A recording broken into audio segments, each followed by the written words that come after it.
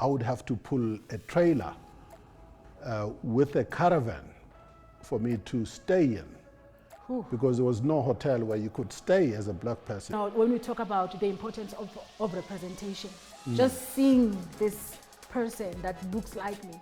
I don't subscribe to that. Absolutely not. We cannot limit the learning experience and opportunity for students based on what is in the mind and the brains of a teacher. I have a gene that I know I do have of addiction.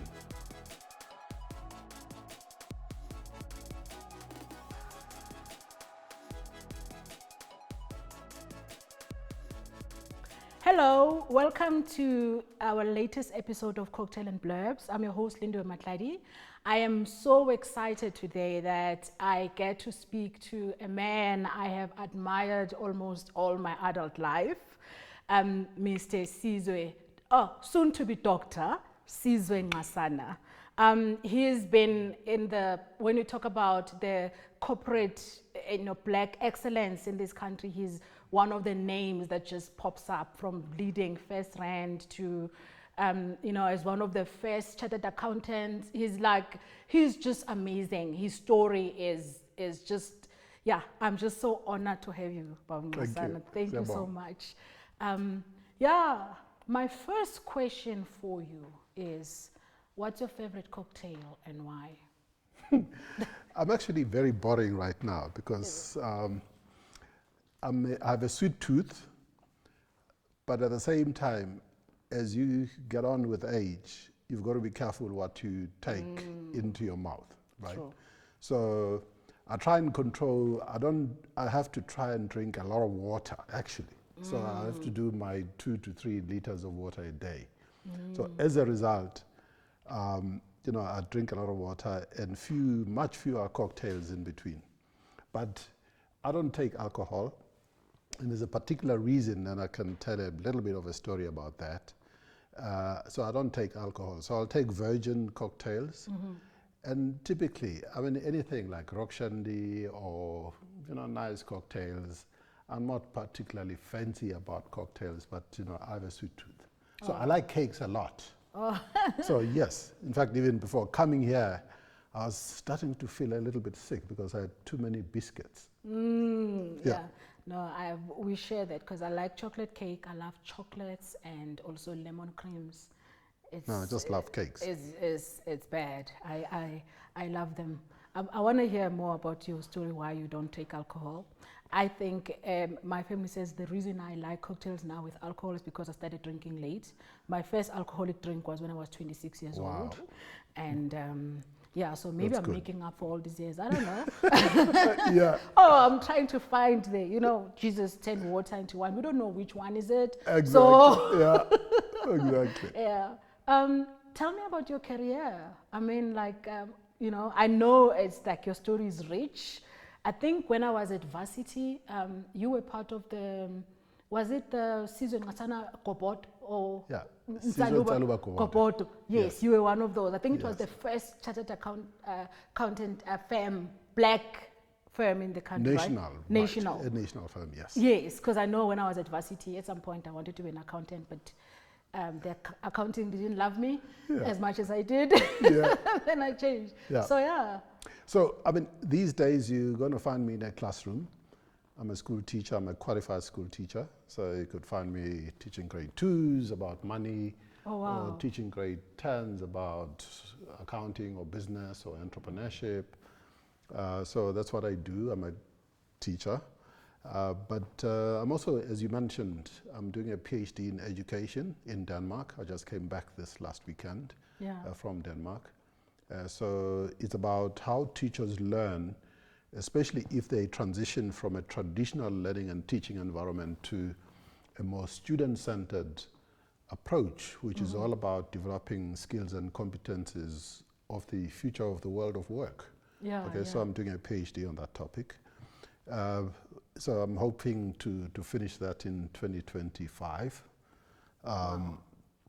But essentially, just taking you back, you mentioned, qualification, my qualification as an accountant.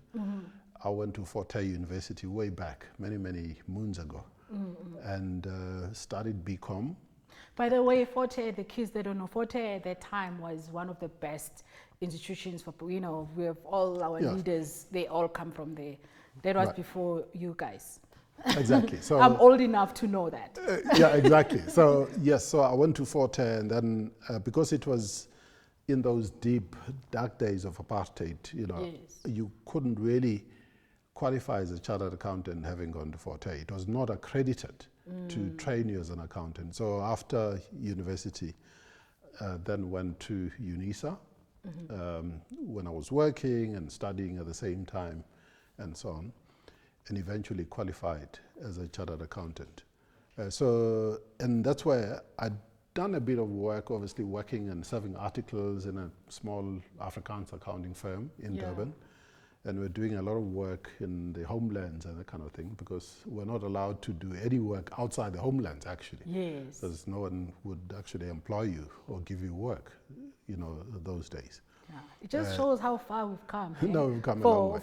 For a lot of us, young people, that we can't even relate that exactly. this is what you're talking about South Africa. Right? Exactly. Yeah. And in those days, I mean, like for instance, I graduated and I got to a level where I was an audit manager in this firm, and my juniors would be some white people. But when we went out to towns like Port Shepstone or Ladysmith or Newcastle or Empangeni and all these places in KZN, I would have to pull a trailer with a caravan for me to stay in. Because there was no hotel where you could stay as a black person. So my juniors would go off to a hotel, and I would park the trailer at the client's premises, and that's where you live, right? But we wanted to qualify as CA, so there were sacrifices that we had to make. And the perseverance. Exactly, all of that. So anyway, eventually qualified. And then I started the firm. Initially, it was Sizwe Company, the first black accounting firm in KZN in those years. And there were no companies that you could do audit of, because they were all white owned, right? So our clients typically were shopkeepers in the township, bottle store owners, doctors, lawyers. That's who really kept us going. Until around 1992, 93, when things started to change. We started to get clients like the international aid agencies, USAID, Canadian Association for Black Business, some NGOs from Europe and so on. So they were giving us a little bit of work. And obviously things changed dramatically in 1994, because here was a new government, as we became a democratic country, which was looking for people they could trust to advise them on how to structure government businesses, state-owned enterprises, and all of that. That's why overnight we became a national firm. Sizwe Nxasana. So we had 7 offices throughout the country, employing more than 400 professionals that were mainly black, in fact, largely black. And that's why even today, when you look at, it's now called SNG, so SNG Grand Thornton stands for Sizwe Nxasana Grand Thornton. It's now an international firm, the 5th largest firm in the country, after all the big firms, the international firms. So we must really recognize and appreciate what the government did in 1994 to enable us as black professional accountants to do the work that we were doing. I mean, I'll just give you an example. The late Minister Stella Sigcawu did not really do this thing that's happening today, where as a black professional or a black business, you subcontract to a white company. No, she didn't do that. What she did was, we got audits for Eskom, for Transnet, and a lot of other state-owned enterprises on the same basis as the big 4 firms. In other words, when we look at the big 4 firms that we all know in the country, we were doing the work on equal terms with them. And that's what we needed to do to transform and give opportunities to our big black business people. Yeah, I mean, I remember when I was at varsity, because I went to UCT in '98. So, initially, as I said, I wanted to become an accountant, and then I realized that accounting just didn't like me as much as I liked it. Right. And, but on my second year, I remember like, you know, having, because I changed when I was doing third year, and I just, because I had accounting, economics and stats, and then I dropped accounting my final year and just continued with stats and economics. But we had, I think I remember it was I don't know if it was you, but I remember that your company came and we spoke to the second years when we were looking to do the vacation work. Right. And I remember that since then, that's when I heard of you, and that's when I've just been followed, just been in awe, because when when we talk about the importance of representation, just seeing this person that looks like me, Right. that whose story has some similarities, even though it may not be the same, but it really gave that to say, you know what, I could be that. Absolutely. It makes such a huge difference. So I want to thank you for being bold and for doing that, because I don't think it was easy. Yeah, absolutely. You know, and for me, I mean, it's the same story. So when I got to Fort Hare University in 1976, which was obviously a disrupted year because we were all protesting and fighting against the system then. But one thing happened that year, which is quite significant, not just for me, for a lot of us. It was a year that Professor Wiseman Kutlu qualified as the very first black CA.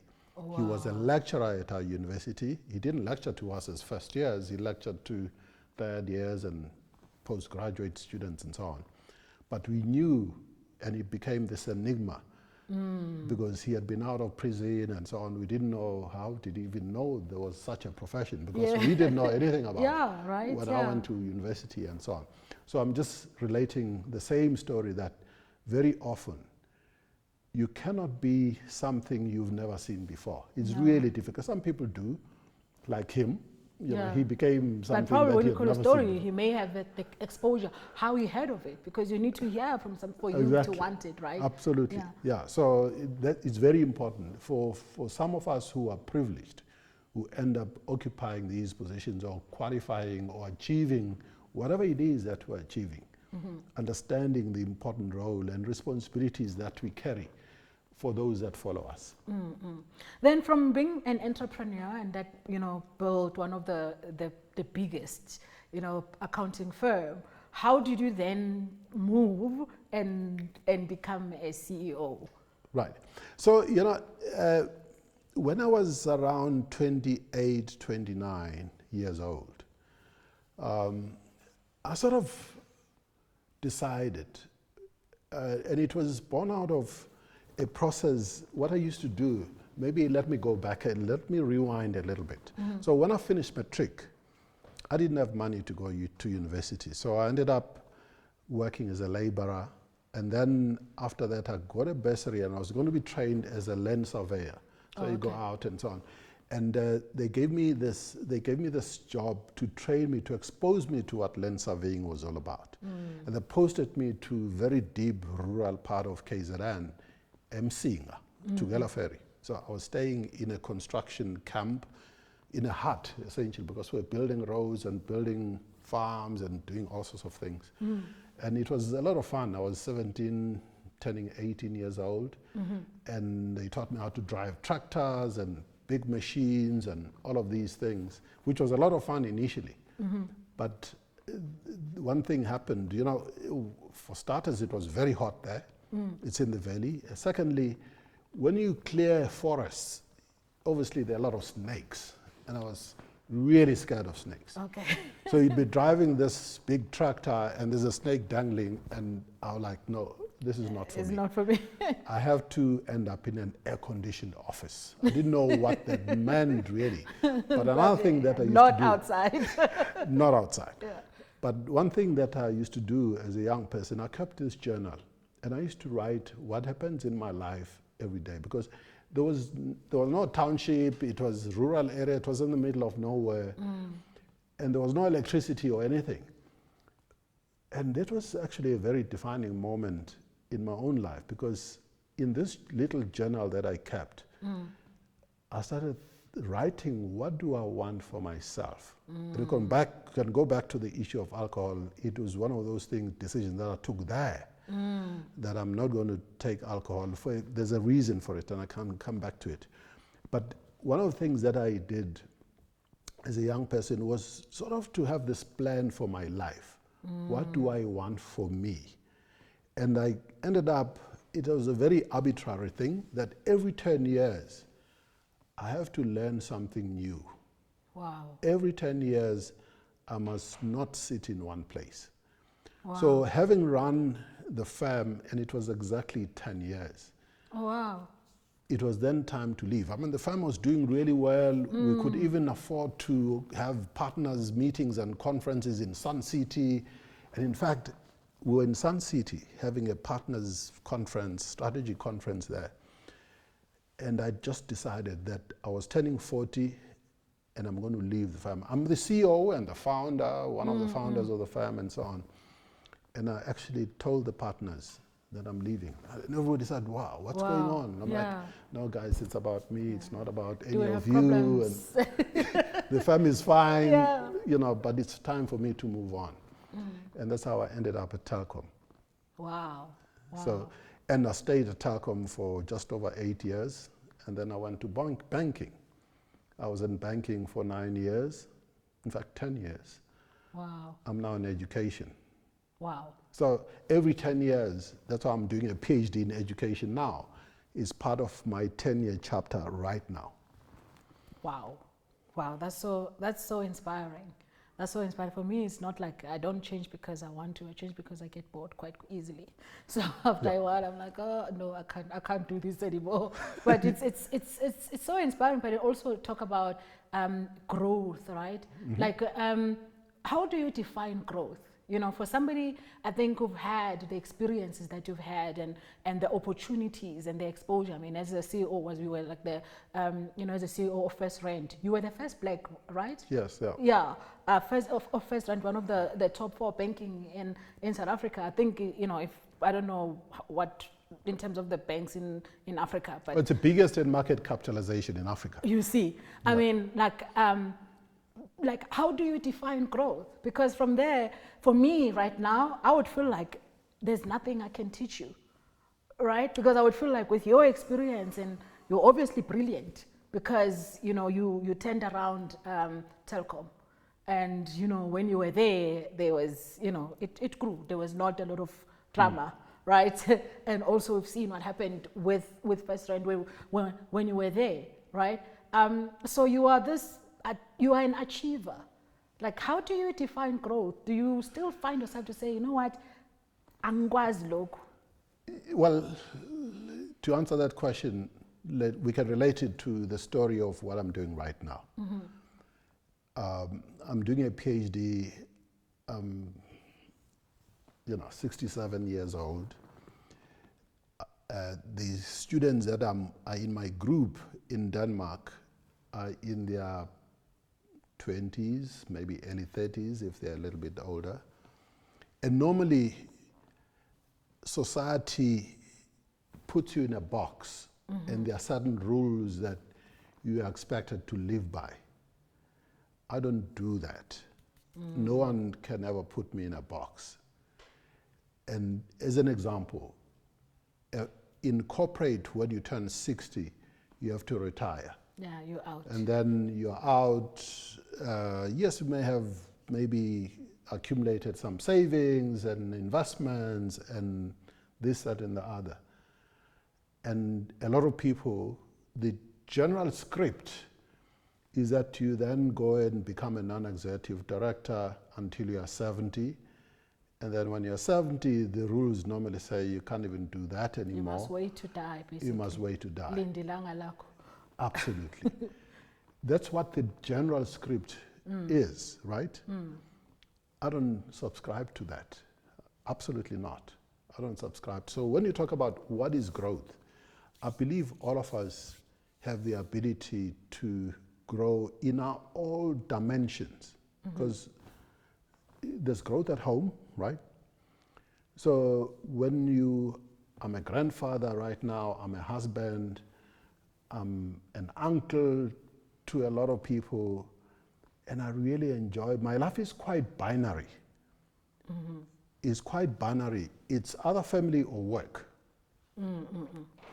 And almost nothing in between, right? Wow. It's as binary as that. So when you ask the question of growth, those two dimensions, family and work includes academia, Yeah. right? So I talk about growth, and yes, there's growth in other dimensions like spirituality and those kind of things, but for me, my life revolves around these two pillars. So growth must continue to happen in those two pillars for me to feel like I can answer the question of why I'm here. Why am I here? Right? Wow. Why am I here? Because all of us were put in this world for a particular reason. Yes. And I'm in constant search of the answer to that question. Why am I here? So that's why retirement doesn't feature in my dictionary. It does not feature. Because I believe I have the capacity to grow, to learn, until I can't learn anymore when I'm 6 feet down.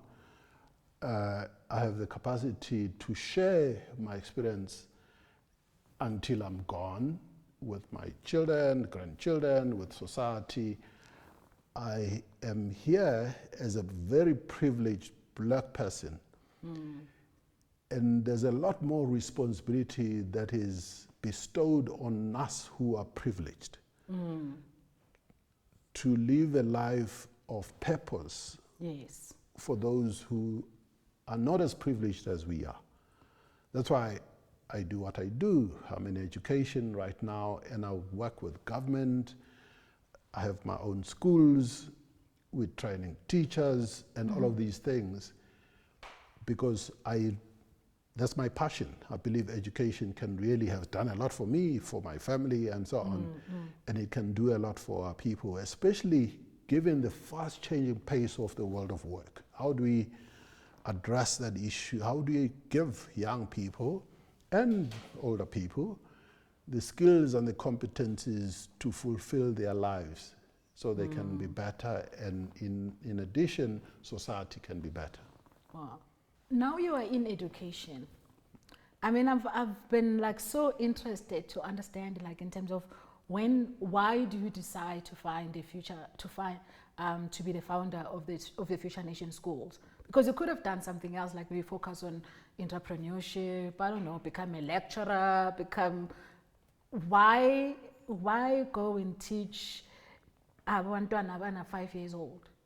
Okay, maybe not 5 years old, but no, grade ones. I actually do teach 5-year-olds too. Yeah. I read to them, and we do games and so on. So the reason is really just, for starters, my father was a school teacher. So I grew up understanding the importance of education, right?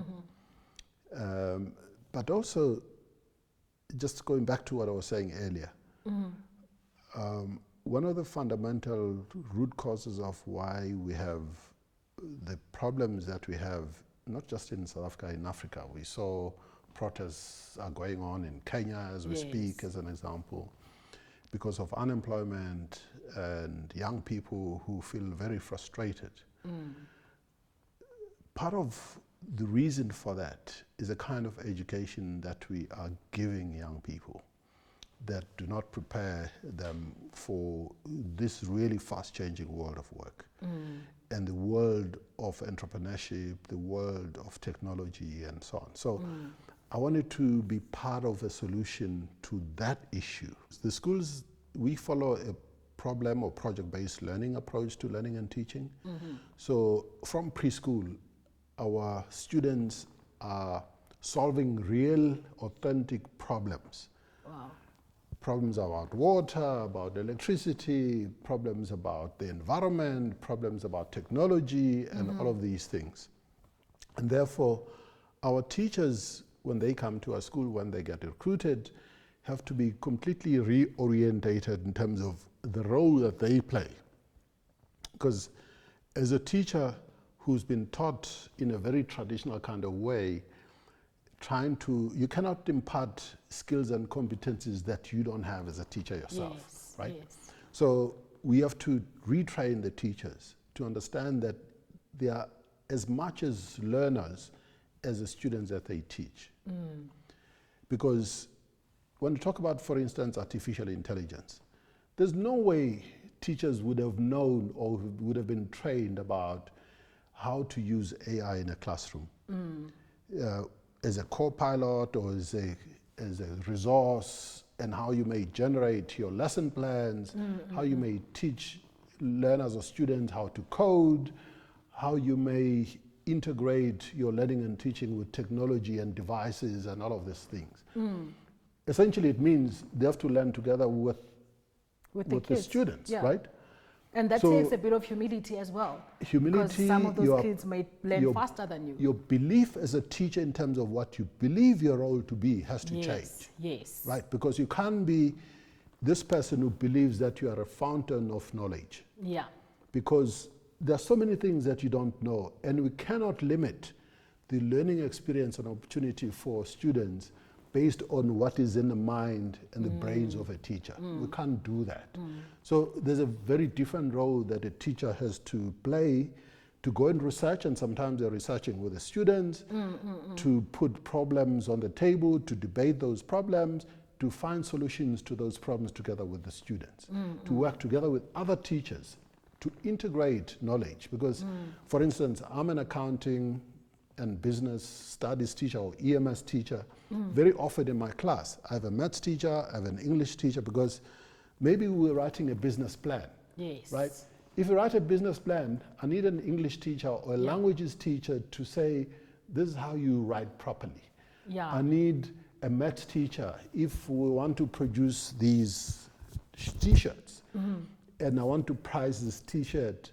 There's obviously a lot of mathematics in there. Yeah. There's algebra, a lot of algebra. Yes. So it doesn't help for the maths teacher to teach algebraic equations in a silo to the application of where that algebra is going to be used.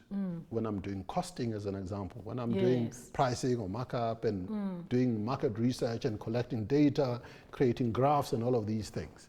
So, but normally teachers are not trained that way. They're not trained that in my class I can have 2 other or maybe 3 other teachers and we're all teaching a particular concept together. Yes. But this is how the real world is. Yeah, I mean, collaboration is literally the new buzzword, or rather, like you can't do anything without collaboration. Exactly.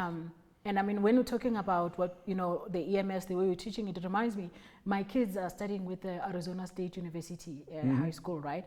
And, my youngest one did applied mathematics. Right. And she was, she was so excited, right? When she did, she was like, oh, like now I understand why am I doing a squared plus b squared is equal to c squared? Why am I doing, the fractions? Why am I doing like, those 0 to the power of what, those kind of things. I forget because I haven't done math in a long time. She's gotten to those things and she was so excited. She was like, sometimes, because I actually did a joke with her, which I saw online, to say, somebody saying, I'm still using the sine and cosine, saying I'm still trying to figure out how to use this in my daily life. Exactly. And as I joke and I said that, she's like, actually, mommy, this is how you could use it. And I'm like, huh, that's what she's learning, right? Exactly. And, and we need to get to that point. But the difference is it's a university. So they are training the students how, because they call themselves that a college prep school. Right. So they already introducing them to everything that they're gonna need. Right. So when you sit and talk to them about mathematics, I could tell, like, now, I mean, she's already smarter than me, because with the math and the chemistry that she was doing, I only did chemistry 1 and my husband did physics 1 because he's a mechanical engineer. She was already doing things like, we don't know how to help a child like that, right? Yeah. And that also gets to the point of curiosity and getting them to learn to find information by themselves. Meaning, as a teacher, when you have those kids that are that curious, it means they will always teach you. Yeah. Because they will always want to be ahead, right? The curriculum sometimes is low. I mean, it's created to put everybody at the same level. Yes. But when you have gifted kids, absolutely. they're not going to wait for you. Yeah. So, and really for me, just starting Future Nation Schools then was almost like to create a laboratory about new approaches to learning and teaching, new ways of interpreting curriculum, the same CAPS curriculum, new ways of how you integrate new developments, whether they're technological developments or sustainability and things like that. How do we do all of these things? So I did a lot of research when traveled literally the whole world, looking at education systems and who was doing interesting and innovative things. So that's why today, Future Nation Schools is forever receiving, for instance, public school teachers, officials who are coming to see what we do. We do a lot of research on what we do and how effective it is and maybe not effective, and how we can keep improving it and so on. We have a technology company that tests a lot of technologies in the classroom, in our own classrooms first. Whether it is, we're teaching computing or we're teaching coding and robotics or teaching AI, all of those things. We started our own schools before we actually put these things out in the system, whether it's a public system or just generally in the education system. So it's really important, because very often education technology companies develop a lot of really good solutions, but often they are not necessarily tested in detail across the education system, how teachers interact with them, how teachers may actually even contribute to improving those applications and so on. So that's really important. And content, we all know our indigenous languages in South Africa are undermined as languages of learning and teaching, but also as commercial languages. So that's why the publishing part of our business is about exactly that. I have grandchildren, for instance, whose father may be Venda speaking, he is Venda speaking, and therefore you've got to, for us to have our children read for meaning, we've got to start with our own indigenous languages in a country where 85% of our population are not English or Afrikaans home language speakers.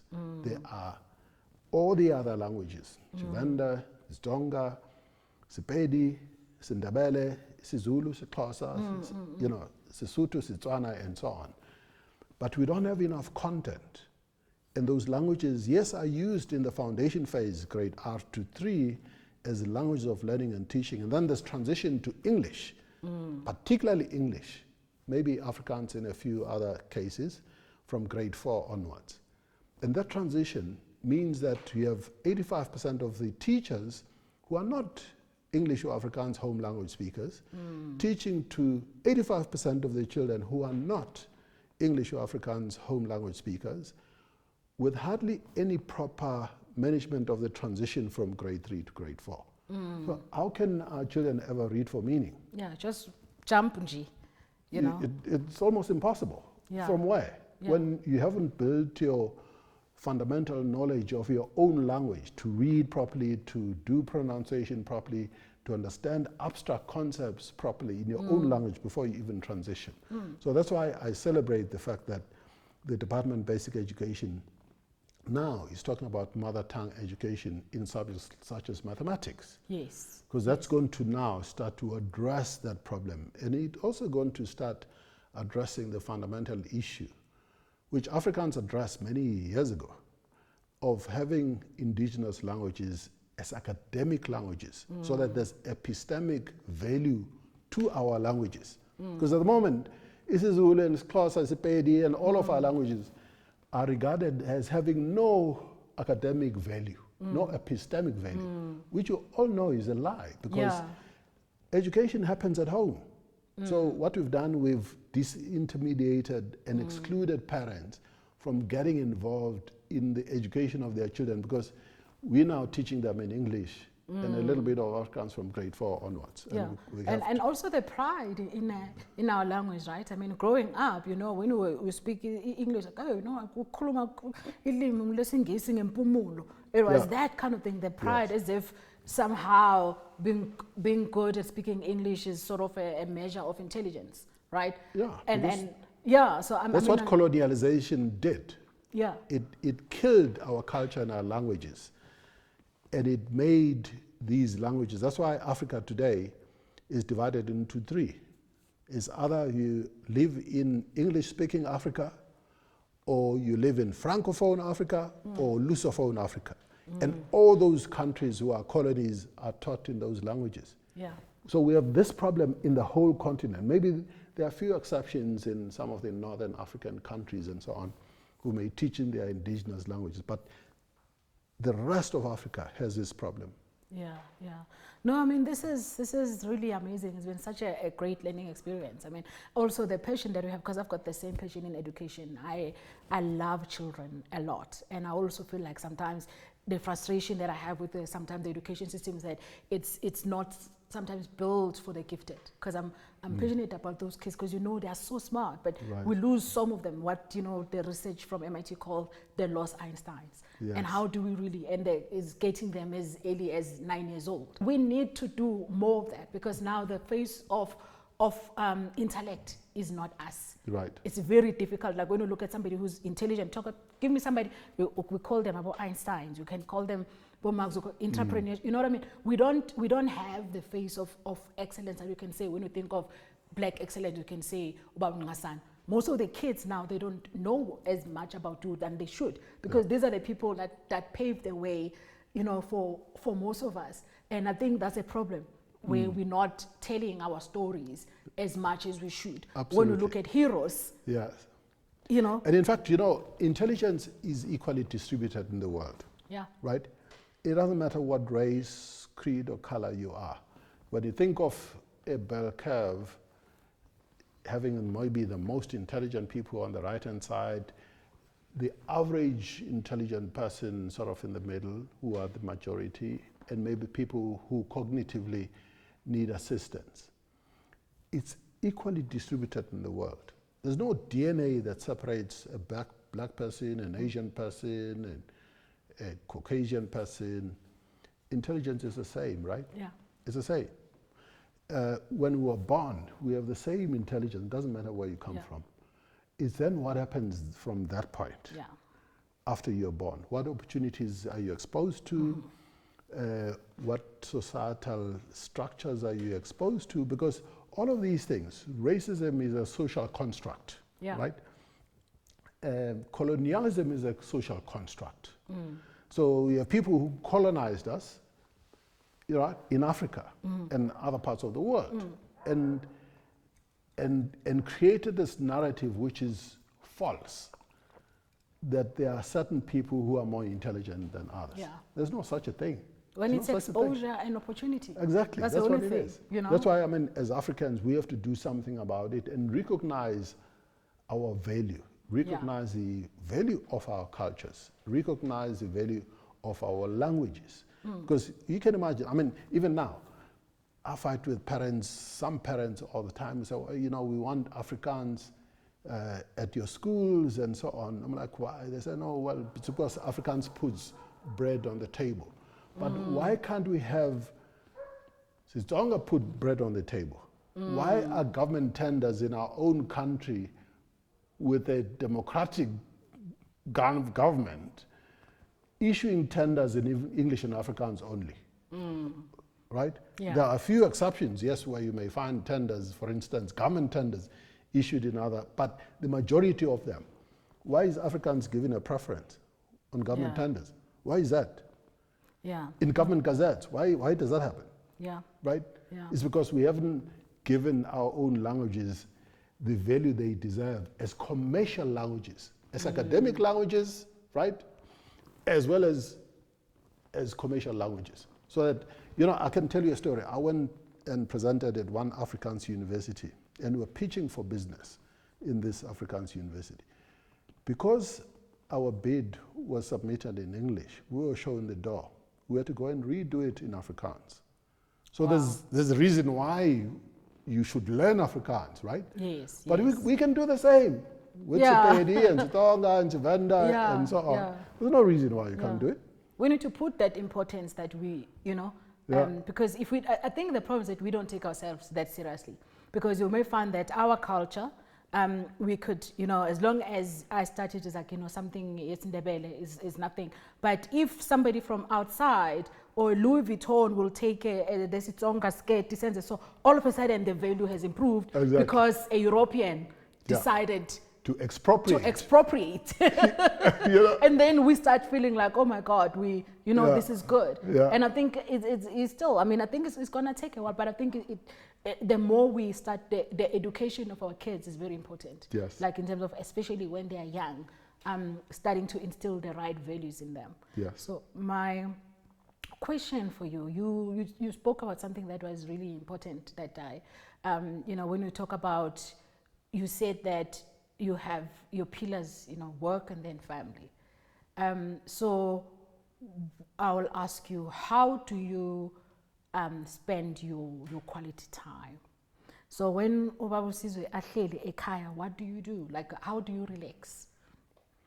So the couple of things, for starters, really spending time with my children and my grandchildren and my wife is fun. We play. Normally, I don't spend too much time with my daughter and my son-in-law. I spend time with my grandchildren, and we go outside and we're playing ball. You can kick? Or we play, yes. We play now, ball, just want to make sure play... You kick the ball or it kicks you? No, I kick ball very well. We play, even if we're playing, 30 seconds, right? A game. So we play, right? Because, I just enjoy it.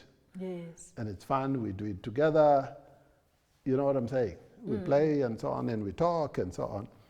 So I really, really enjoy that. Even my other set of grandchildren who are, 7, 5, and 3, it's just so much fun to play with them, right? So I enjoy doing that. I enjoy just spending time. Obviously, I read a lot. Just both my wife and I read a lot. I'm doing a PhD, and you've got to keep up to date with what's happening in business, with what's happening in the world, and so on. So I like cooking. Oh, wow. And I really rediscovered my love. Are you good? No, I'm really good. I really rediscovered, well, not just because of my say-so, but because of people who eat my food. Okay. And I grew up cooking. So I had 6 siblings, 3 brothers and 3 sisters, and all of us had to cook. We had to rotate in the kitchen. Yes. So from when we were little. So I can really I can cook a whole Christmas meal. Wow. So you have the patience. From starters because I can dessert. cook, I just don't have the patience. No, I do.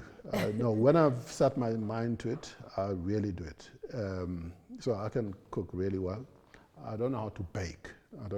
So don't ask me to bake. Nabona Sikhosana?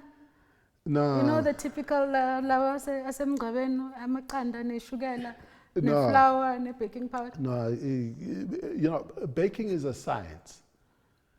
Baking is a science, and you have to be precise. And that frustrates me.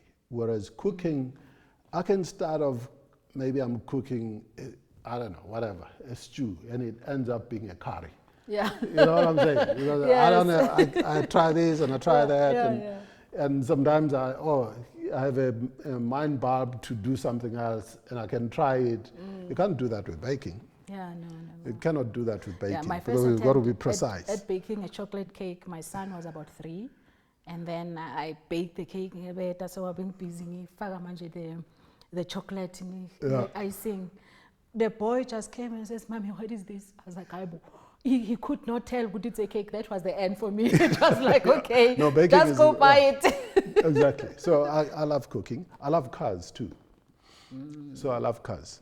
I love all sorts of cars. Sports cars, vintage cars, the whole lot.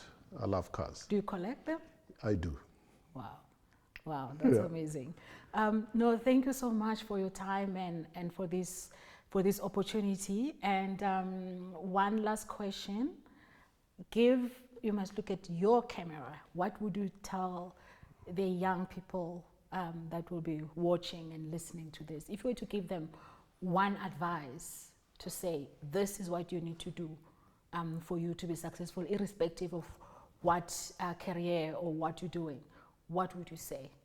Well, what I would Or say rather, is or this. maybe, or give yourself a young Sizwe Nxasana. Yes. Yeah. So, I told the story of my young self keeping a journal. That journal is about, all of us need to ask this question, who am I? Why am I here?